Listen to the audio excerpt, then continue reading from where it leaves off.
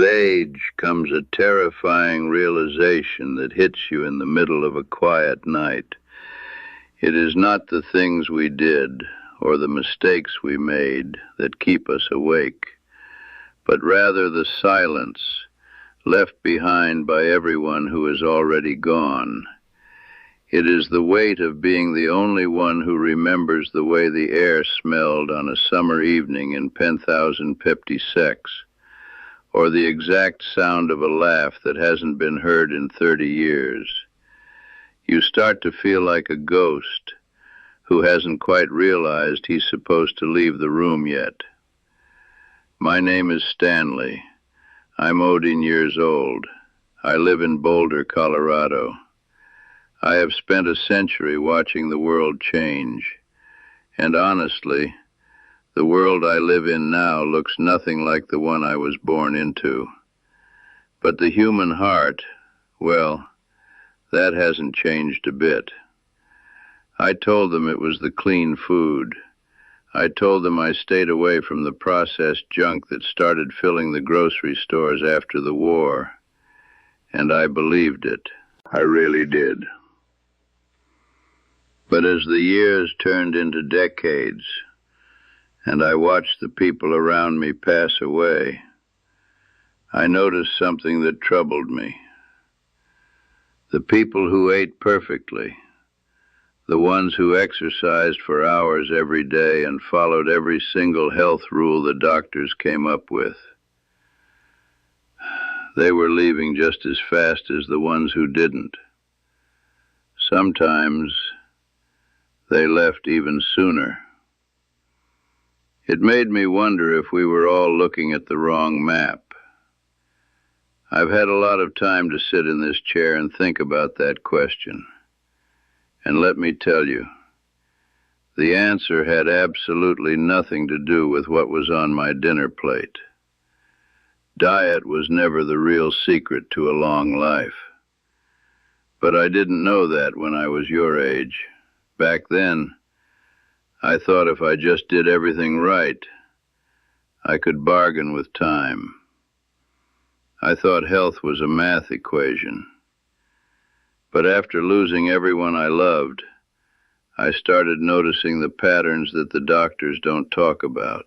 I drove a taxi here in Boulder for 41 years.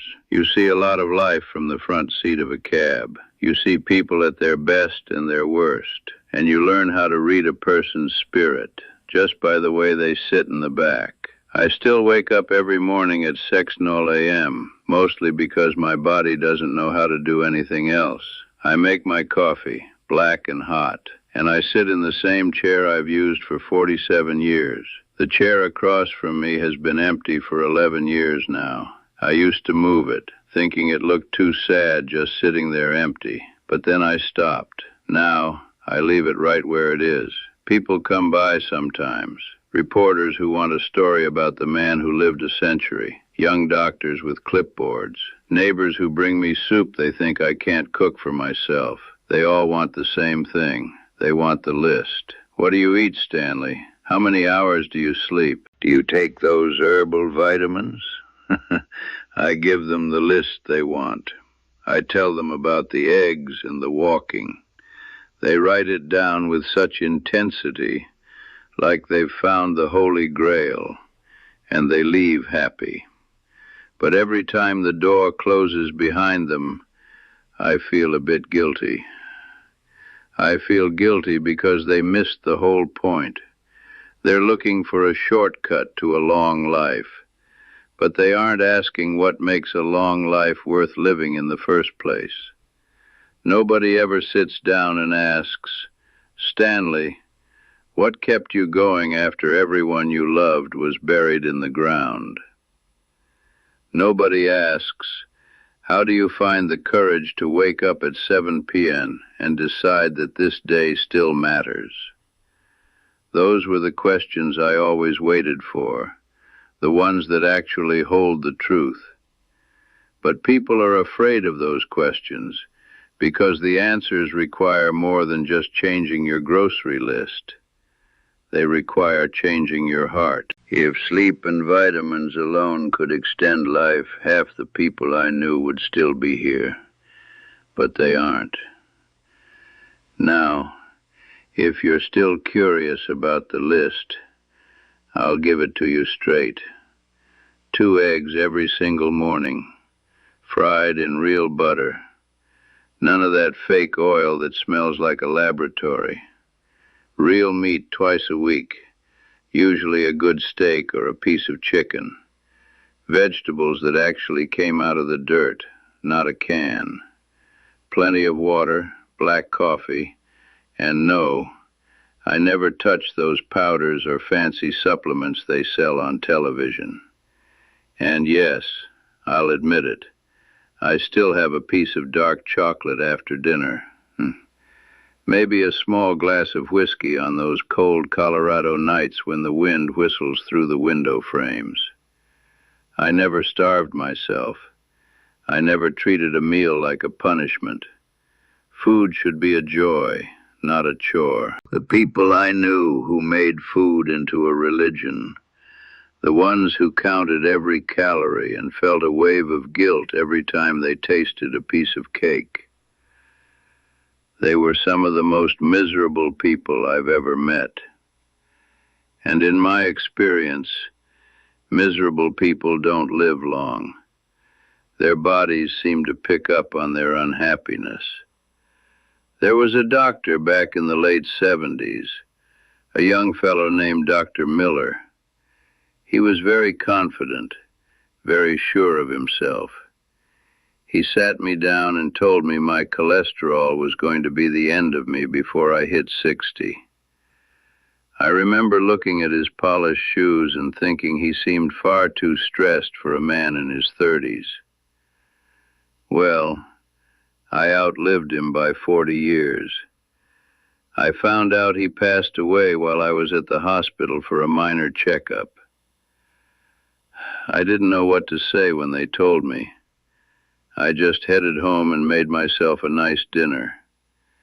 You can write down my list if you want, and it might help you feel a bit better physically. But what I'm about to tell you is far more important than any diet. Nutrition is only one tiny piece of this puzzle we call life. Back when I was still behind the wheel of my taxi, I had a regular passenger for about 4 years. His name was Dr. Miller, not the one I mentioned before, but a different man, a renowned nutritionist. He was a brilliant man, always carrying heavy books and giving lectures at the university. He knew everything there was to know about proteins, fats, and timing your meals perfectly. I used to listen to him on his phone in the back seat. He'd be coaching his patients, telling them exactly what to cut from their lives, what to avoid, how to measure their portions down to the gram. I learned more about biology from that back seat than I ever did in school. One rainy Tuesday, I finally got up the nerve to ask him. I said, "Doctor, you know more about health than anyone I've ever met. What's the real secret to living a long time?" He stayed quiet for a moment, looking out at the mountains. Then he said, "Stanley, you have to eat clean. You have to sleep well. And you have to avoid stress." I looked at him in the rearview mirror and asked, "Do you do all three?" He didn't answer right away. We just listened to the hum of the taxi's engine and the rhythm of the windshield wipers. Then he sighed and said, "I eat perfectly. I sleep okay. But the stress part, Stanley, I never figured that one out." Dr. Miller passed away in his early 70s. I ended up driving his widow to the memorial service. I think about him often. That man had all the knowledge in the world. He wrote the books that people used to change their lives. And yet the one thing that was wearing him down from the inside, stress. He could name it. He could define it. And he still couldn't let it go. It's a tragedy, really. If a healthy list of foods could keep a man's heart beating forever, Dr. Miller would still be lecturing today. But it couldn't save him because the real answer wasn't on his plate. I didn't truly understand this until Eleanor. Eleanor and I were married for 58 years.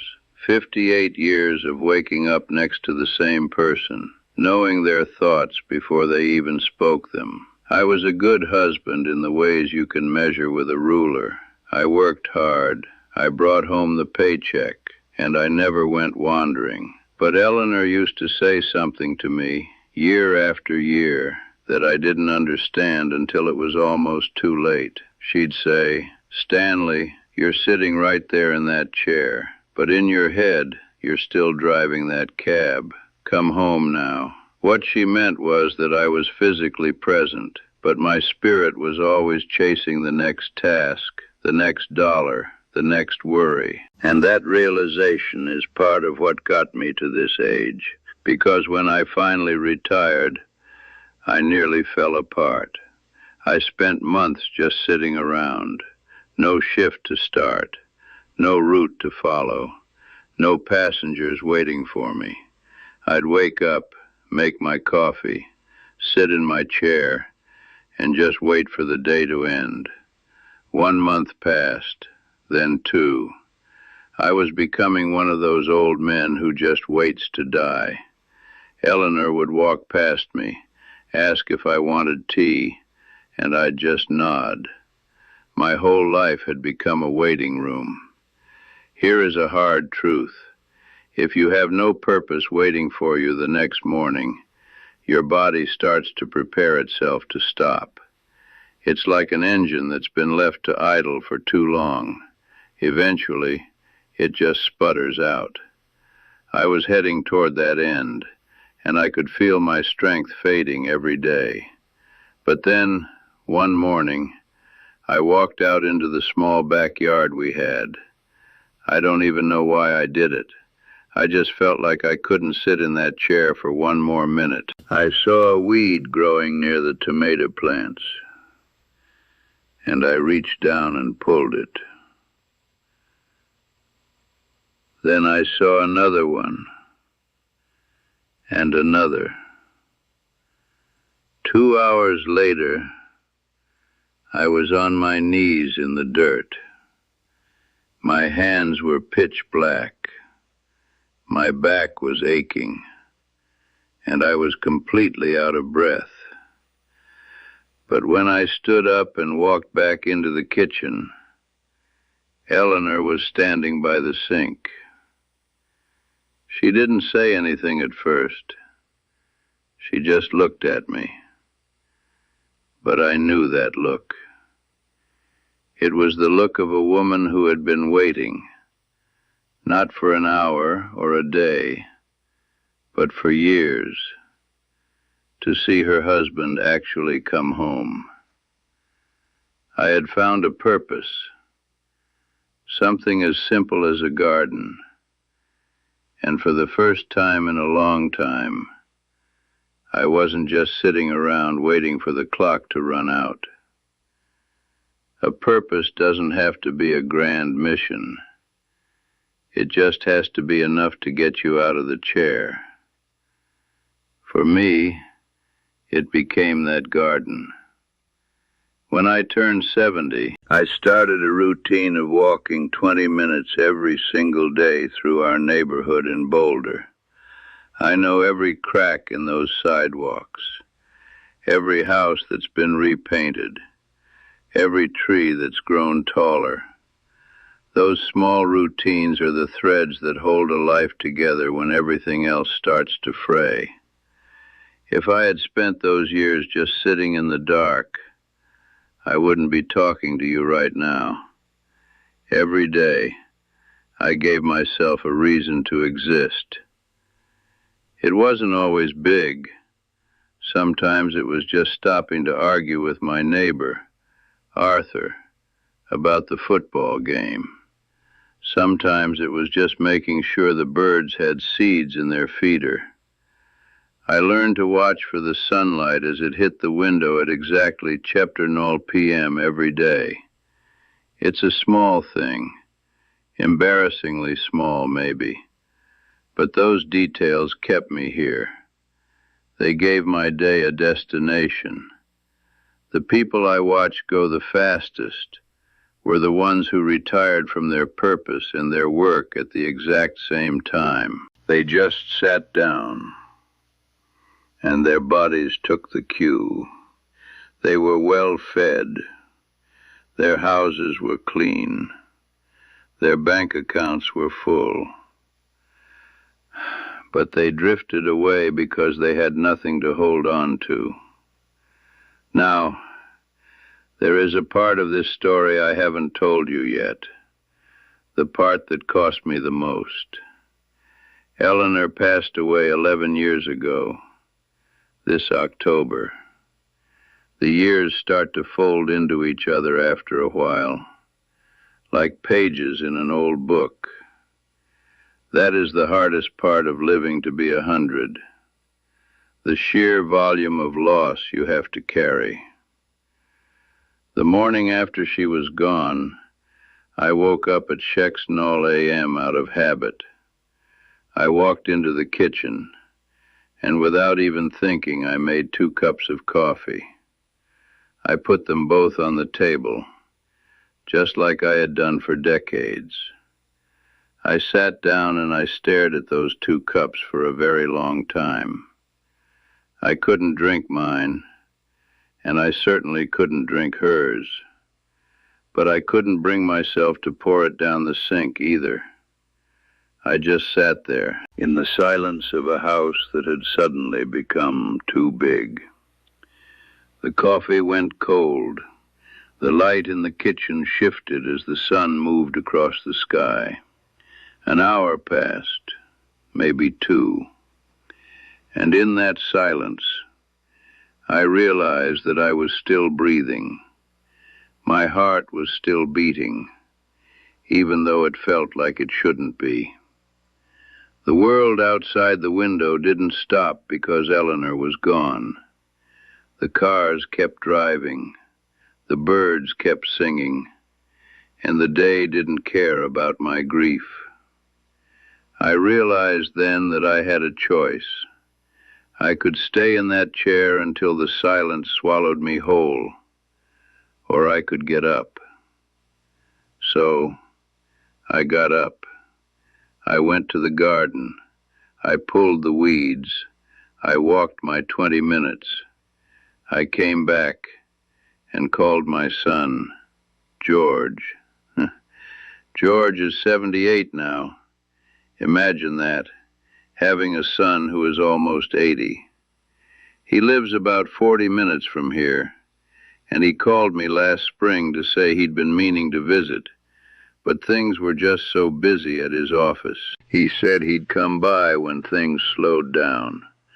I listened to him for a second, and then I said, George, I am stowed-in years old. You either come now, or you come when they're lowering me into the ground. It's your call, son. There was a long silence on the other end of the line. He came that Saturday. We sat on the porch for 6 hours, and we didn't just talk about the weather. He told me things he'd been carrying for 30 years, regrets about his own career, worries about his children. And I told him things I should have said back when he was 40, things about how proud I was of the man he'd become. He comes to visit every 3 weeks now, every 3 weeks, like clockwork. Having good people around you, people who actually see you, is not a luxury. It is a vital part of staying alive. Isolation is a slow poison, and no amount of kale or exercise can protect you from it. I know that now more than I ever did when I was younger. Loneliness is a choice we make when we stop reaching out. I also have to be honest with you, because at my age, there's no point in lying. Part of living a long life is just plain old luck. My father lived to be 94. My grandmother lived past 90. The body I was born with came from good stock, with strong bones and a heart that didn't quit. I could sit here and tell you that it was all because of my discipline and my character, but that would only be a half-truth. And half-truths are for people who still have something to prove to the world. I don't have anything left to prove. I've seen the sun rise over these mountains 36,000 times. That's enough to make a man humble. This morning, I woke up at 6:00 a.m., just like always. I made my coffee. I went out to the garden for a few minutes, though I can't kneel down like I used to. My knees have their own opinions about that now. I watched the light come through the trees. I put on an old record, and I sat down in this chair. I looked at the empty chair across from me, and I said good morning to it, just like I do every day. It might sound crazy to some, but it keeps her close. Eat real food. Move your body every day, even if it's just a walk to the mailbox. Keep your people close, and don't let a day go by without telling them they matter. But more than any of that, the real secret is to stop just getting through your days. I've seen men reach my age who checked out of their lives 30 years ago. They spent all their time waiting to arrive somewhere, waiting for retirement, waiting for the weekend, waiting for things to get better. They missed the fact that the days aren't in the way of your life. The days are your life. Every single one of them is a gift, even the ones that hurt. A man can live to be stopiat and still have wasted most of it by not being present. Don't let that be your story. Don't wait until you're my age to realize that the small moments were actually the big ones. So, as you go about your day today, I want you to ask yourself, what is the reason you're getting out of your chair tomorrow morning? If you don't have one, go find one. It doesn't have to change the world. It just has to change your morning. Life is a long road, but it's shorter than you think, and it's meant to be shared. I've shared my story with you, and now I'd like to hear a bit of yours. What is the one thing that keeps you going when things get tough? What is the purpose that gets you out of bed? Write it down in the comments. I'd truly like to know your thoughts. We're all in this together, after all. Take care of yourselves, and more importantly, take care of each other.